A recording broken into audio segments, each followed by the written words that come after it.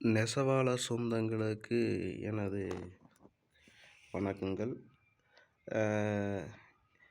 என்னோட சேனல் பேர் வந்து ஸ்ரீ சாமுண்டி. இப்போ இதில் என்ன வீடியோ பதிவிட போகிறேன்னா, இப்போது பாலிஸ்டர் நெய்கிறவங்களுக்கு வந்து ஒரு சில பிரச்சனைகள் இருக்கும். அதாவது கண்டித்தார் உருவி உருவி அந்தந்து போகும்.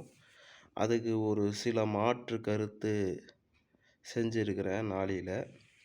அது வேற ஒன்றும் இல்லை, ஒரு வெள்ளை டேப்பு, அந்த நம்ம மருந்து கடையில் எல்லாம் கிடைக்கும், மாத்திரை வாங்குறோம்ல அந்த கடையில், அந்த டேப்பை இப்படி ஒட்டிக்கிட்டோம்னா, ஒன் சைடு ஒட்டி இந்த மாதிரி ஒட்டிக்கிட்டோம்னா இலை உருவி உள்ளே விழுந்தாலுமே கீழே போய் சிக்காது. அப்போ ஈஸியாக நெய்யும் போது அந்த இலை வந்து நாளிக்கடியில் போய் சிக்கிச்சுன்னா அந்தந்து போகும். இப்படி சுற்றும்போது இந்த டேப் ஒட்டி இருக்கிறனால என்ன ஆகுனா, உருவி இந்த டேப்புக்குள்ளேயே தான் விழுகும். மேலேயும் உள்ளேயும் ஒட்டிக்கிட்டிங்கன்னா ஈஸியாக அது வேலை செய்யும். அதனால் வந்து இந்த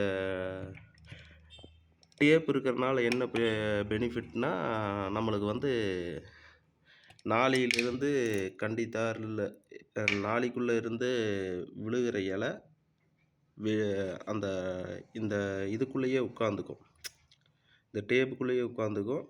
அது அப்படியே அந்த குச்சி வழியாக வெளியேறிக்கும். ஆனால் அது வந்து எந்த ஒரு பிரச்சனையும் பண்ணுறதில்ல. உங்களுக்கும் ஈஸியாக இருக்கும். ஒன் சைடு இந்த மாதிரி ஒட்டிக்கிட்டிங்கன்னா அதை எடுக்கிறதுக்கு ஒன் சைடாகவே எடுத்துக்கங்க, ஒன் சைடாக போட்டுக்கலாம். அது எந்த ஒரு இடைஞ்சலும் பண்ணாது. இதை ட்ரை பண்ணி பாருங்கள்.